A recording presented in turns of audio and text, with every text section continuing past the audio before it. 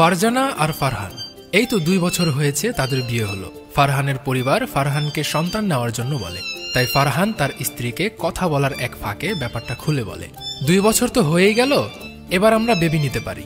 ফারজানা তখন বলে উঠল, এত তারা কিসের, কেবল 2 বছরই তো হলো, আর কিছুদিন যাক না, লাইফটা আরো কিছুদিন এনজয় করি, ঘুরি ফিরি খাই দাই, 4-5 বছর পরে বেবি নিব। ফারহান খানিকটা অবাক হয়ে গেল, 4-5 বছর পর, এত দেরি কেন? অলরেডি তো 2 বছর হয়ে গেছে, এরপরে আরো 4-5 বছর। ফারজানা কথা কাটানোর জন্য সাথে সাথে বলে উঠ, বাদ দাও তো, ও তুমি বুঝবে না, সমস্যা আছে। ফারহান বলল, সমস্যা? কিসের সমস্যা? কই, আমি তো কোনো সমস্যা দেখি না। ফারজানা তখন রেগে গেল আর ফারহানের হাত ঝাড়া দিয়ে ফেলে দিয়ে বলল, দূর, তোমার সমস্যা দেখতে হবে না, বেশি বেশি কথা বলো তুমি। দেখ, ব্যাপারটা মোটেই সুবিধার মনে হলো না ফারহানের। সে অনেক চিন্তায় পড়ে গেল আর ভাবতে লাগলো যে ফারজানা কেন এমনটা করছে। একদিন ফারহান অফিস টাইম শেষ না হতেই বাসায় ফিরে আসে, কিন্তু বাসায় এসে দেখে দরজায় তালা মারা। সে ফারজানাকে কল দিল, কি ব্যাপার, কোথায় তুমি? ফারজানা বলল, আমি বাজারে, তুমি দাঁড়াও, আমি আসতেছি। এই বলে ফারজানা কলটা কেটে দিল।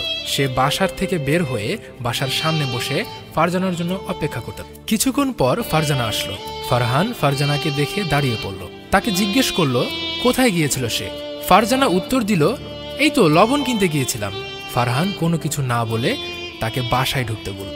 বাসায় আসার পর এক ফাঁকে ফারহান রান্নাঘরে ঢুকল। লবণের বয়মে তাকাতেই সে খেয়াল করল লবণের বয়মে লবণ দিয়ে ভর্তি, অথচ ফারজানা লবণ কেনার জন্য বাজারে যায়। ফারহানের বুঝতে একটুও সময় লাগলো না। সে ফারজানাকে হাতে নাতে ধরার জন্য পরের দিন ফারজানার পিছু নিল।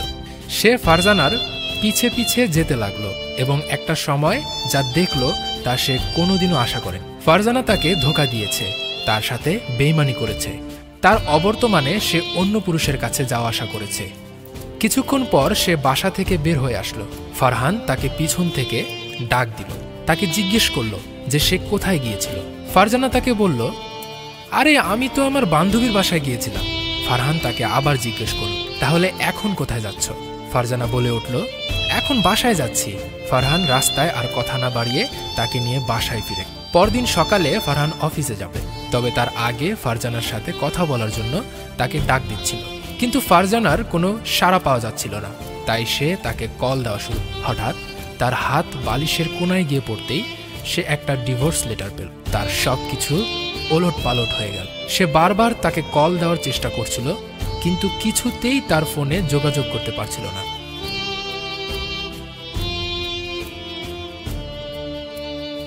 ফারহান ফারজানাকে রাস্তায় দাঁড়িয়ে থাকতে দেখল, তার করুণ অবস্থা। তাই সে ফারজানার করুণ অবস্থা দেখে ফারহান তাকে জিজ্ঞেস করলো, এই রাত্রেবেলা তুমি এখানে কি করছো? ফারজানা ফারহানকে বলতে শুরু করল, আসলে আমি একটা ভুল মানুষের পাল্লায় পড়েছিলাম। তোমার সাথে এরকম করার পরে সেও আমাকে ছেড়ে চলে যায়। পরে সমাজের মুখ ঠেকানোর জন্য আমার পরিবার অবশেষে আমাকে এক বয়স্ক বৃদ্ধের সাথে আমার পরিবার বিয়ে দেয়। এই তো এখন এভাবেই আছি, খুব একটা ভালো নেই। তোমার কি খবর, কেমন আছো তুমি? হ্যাঁ, আমি আছি, ভালোই আছি, অন্তত আগের তুলনায় অনেক ভালো আছি। তুমি আমাকে যেভাবে ধোঁকা দিয়েছ, দোয়া করি আর কারোর সাথে যেন এমন না হয়। তবে আমি সুখে আছি, এখন আমি এক বাচ্চার বাবা, তো আমি চাইলেও তোমার কিছু করতে পারবো না। তো তুমি ভালো থাকো, সুখে থাকো, তুমি যা চেয়েছিলে তাই তুমি পেয়েছো। আল্লাহ হাফেজ। একটা কথা মনে রাখবে, কারো বিশ্বাস নষ্ট করে বিশ্বাস অর্জন করা যায় না।